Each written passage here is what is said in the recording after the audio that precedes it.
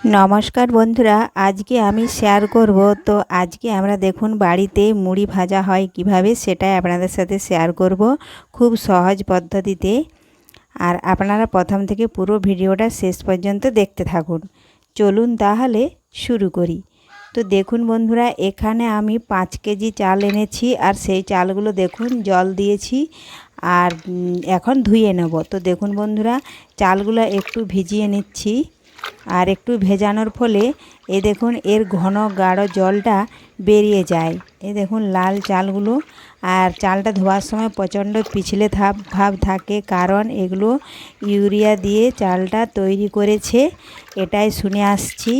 তো এই জন্য দেখুন আমাকে 3 থেকে 4 বার আমি জল দিয়ে, এই যতক্ষণ না এই ঘন জলটা বের হচ্ছে, আমি 3 থেকে 4 বার ধুয়ে নেব। আর আমরা বাড়িতে মুড়ি ভাজলে আমরা এইভাবে ধুয়ে নিই। আর যেগুলো প্যাকেটে বিক্রি হয় সেই মুড়িগুলো কিন্তু ওরা এইভাবে ধুয়ে 3-4 বার জলটা বের করে দেয় না। এই জন্য ওই প্যাকেট মুড়িগুলো গন্ধও ছাড়ে, আর খেলে জল ঢেলে খেলে ফেনা ফেনা ভাব ওঠে, আর ওটা খেলে অনেকের শরীরও খারাপ হয়। তো আমরা কোনো দিন কিনে খাই না। এই দেখুন আমাদের এইভাবে চালটা দেখুন আমি 2 বার ধুয়ে ফেলে দিলাম, আবারও 2 বার ধুয়ে ফেলে দেবো। চালের জলটা যখন পরিষ্কার হয়ে যাবে তখন আমি চালগুলো ছেঁকে নেব। আর দেখুন ধোয়ার সময় এইভাবে ভালোভাবে চটকে চটকে যত ধোবো ততই এর ঘন জলটা বেরিয়ে যাবে। এই দেখুন আবারও ফেলে দিচ্ছি।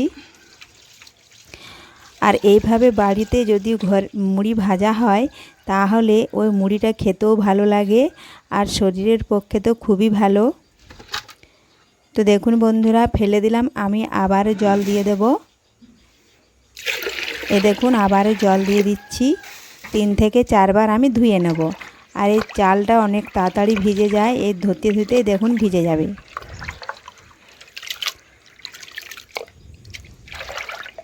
তো আপনারাও পারলে এইভাবেই বাড়িতে চাল কিনে আনে যদি মুড়ি ভাজে খেতে পারেন, তো তাহলে শরীরের পক্ষে খুবই ভালো। এই দেখুন চাল আমার ধোয়া হয়ে গেছে। এখন এই দেখুন একটা ছিদ্র দেওয়ার টোকা নিয়েছি, এই টোকার মধ্যে আমি চালটা এইভাবে ছেঁকে নেব, তাহলে এর অবশিষ্ট জলটা সেটাও ঝরে যাবে।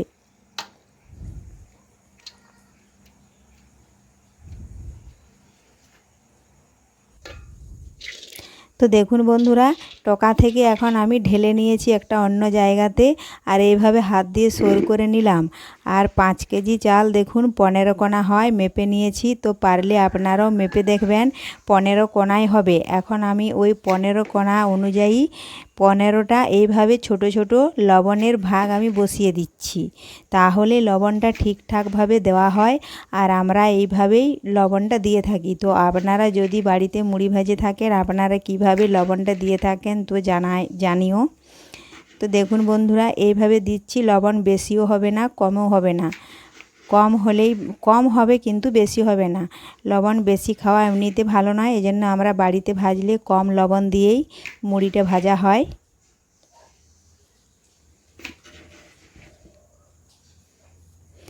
এই দেখুন এইভাবে 15টা ভাগ আমি করে নিচ্ছি 15 কোনার জন্য।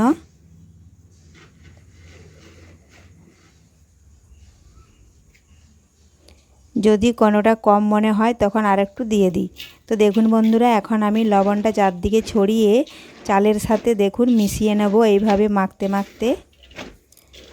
বেশিক্ষণ নয়, 2 থেকে 3 মিনিট আমি লবণটা এইভাবে মাখিয়ে নেব, তাহলেই লবণটা চালের সাথে মিশে যাবে।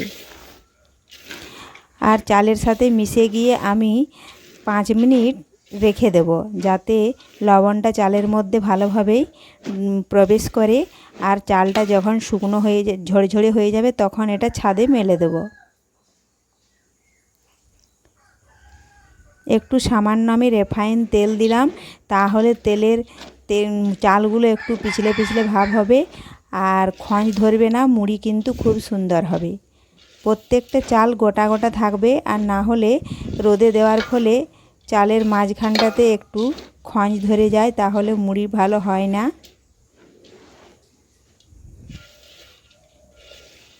এ দেখুন বন্ধুরা, মাখানো হয়ে গেছে। এখন আমি এটা 5 মিনিট রেখে দেবো এইভাবেই, তাহলে লবণটা গলে যে জল হয়েছে সেটা চালের সাথে মিশে যাবে। তো দেখুন বন্ধুরা, ছাদে দিয়েছিলাম, তো ছাদ থেকে দেখুন তুলে এনেছি। বেশি জল মরাই না, প্রথমে একদিনেই যদি সম্পূর্ণভাবে জল মরিয়ে দিই তাহলে মুড়ি ভালো হয় না। দেখুন আমি হাফ জল মরিয়েছি আর এখন ছাদে মেলে আমি রেখে দেব। এটা একদিন পুরো মেলা থাকবে, তার পরের দিন দেখুন এমনিতেই শুকিয়ে যায়, হাওয়া বাতাসেই শুকিয়ে যায়। তো দেখুন বন্ধুরা, পরের দিন সকালে নিয়ে এলাম এই যে চালগুলো ভাজার জন্য। তার জন্য দেখুন উনুনে কাঠ দিয়ে দিয়েছি আর উনুনটা প্রথমে জ্বালিয়ে নেব।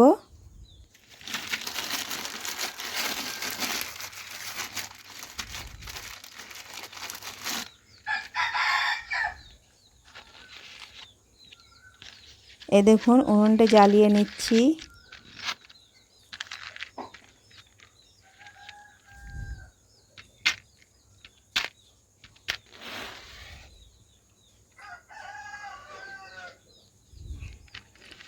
দেখুন উনুন ধরানো হয়ে গেল। আর এখানে দেখুন একটা মাটির ঝিক নিয়েছি। এটা কড়াটা বসানোর পর এখানে দিয়ে দেব, তাহলে আমাকে আর গরম তাপটা লাগবে না চাল লাড়ার সময়। চালটা পুরো শুকনো হয়ে গেছে, এখন এটা একটু গরম করে নিতে হবে। বেশি নয়, 2 থেকে 3 মিনিট আমি চালটা নাড়াচাড়া করে গরম করে নেব। ভালোভাবে গরম করব যাতে হাতেও না ধরা যায়।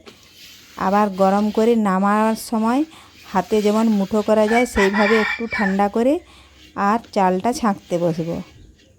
তো তার আগে দেখুন আমি কড়াটা একটু মুছে নিলাম, কারণ ধুলোবালি থাকতে পারে। এখন আমি উনুনের মধ্যে বসিয়ে দিলাম।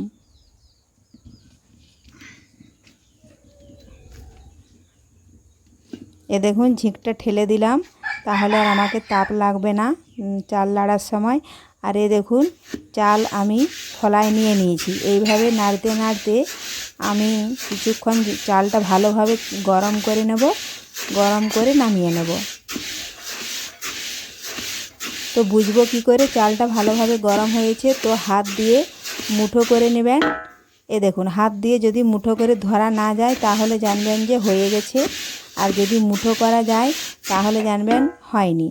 তো দেখুন বন্ধুরা, হাত দিয়ে ভালোভাবে আমি মুঠো করে নিয়েছি আর চালটা নামিয়ে নিয়েছি। আবারও কিছুক্ষণ নামানোর পরে আমি এইভাবে নাড়াচাড়া করে নেব, হাত দিয়ে দেখে নেব যে মুঠো করতে পারছি কি না। দেখুন, তাহলে চালটা ঠিকঠাক ঠান্ডাও হয়ে গেছে। আর এখন দেখুন দেখুন খোলায় বসিয়ে দিয়েছি, বালি দিয়েছি, আর দেখুন চাল দিয়ে দিলাম। এখন এইভাবে নাড়তে নাড়তে দেখুন মুড়িগুলো কি সুন্দর সমানভাবে ফুটে উঠছে।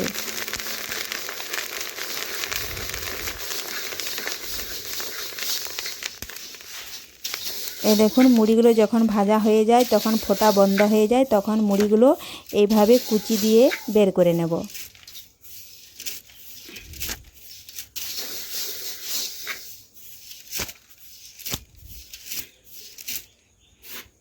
দেখুন বের করে নিয়েছি। আবারও হাতের লোটে 1 লোট চাল আবারও দিয়ে দিলাম। এখন আবারও ওই একই রকমভাবে কুচি দিয়ে নাড়াচাড়া করতে করতে দেখুন মুড়িগুলো খুব সুন্দরভাবে এক সমানে ফুটে উঠছে। আর যখন সমস্ত চাল ফোটা হয়ে যাবে তখন আওয়াজটাও বন্ধ হয়ে যাবে, তখন দেখুন কুচি দিয়ে বের করে নিচ্ছি। এইভাবে আমি 5 কেজি চাল দেখুন ভেজে নেব। মুড়ি ভাজতে বেশিক্ষণ সময় লাগে না। তো আমি কখনো মুড়ি ভাজতে জানতাম না, এখানে এসেই মুড়ি ভাজতে শিখলাম। তো মুড়ি ভাজতে আমার খুব ভালোই লাগে। দেখুন ভাজা হয়ে গেছে। এখন আমি এই মুড়িগুলো দেখুন চেলে নেব। দেখুন একটা চালুন দিয়েছি আর চালুনের তলায় দেখুন একটা চট বিছিয়ে দিয়েছি যাতে চালা মুড়িগুলো ওই চটের ওপরে পড়ে। তো এইভাবে নাড়াচাড়া করে দেখুন একটা চোয়া মুড়ি কুচি কিচ্ছু নেই, এত সুন্দরভাবে মুড়িগুলো ভাজা হয়েছে। তো এইভাবে বাড়িতেই সুরক্ষিতভাবে যদি মুড়ি ভাজতে পারেন তাহলে খেতেও ভালো আর শরীরের পক্ষেও উপকার। তো দেখুন বন্ধুরা, এইভাবে নাড়াচাড়া করে একটু চালুনটা এইভাবে নেড়ে দিলাম। আর এখন মুড়িগুলো আমি দেখুন একটা কুলার মধ্যে কুড়িয়ে জায়রাকিনের মধ্যে ঢেলে ভালোভাবে যত্ন সহকারে রাখলে এটা বহুদিন ধরে খাওয়া যাবে।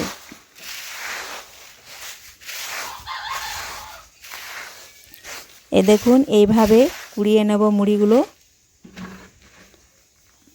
আর এই যে জেরাকিনটা দেখা যাচ্ছে, এই জেরাকিনটার মধ্যে এখন ঢেলে রেখে দেব।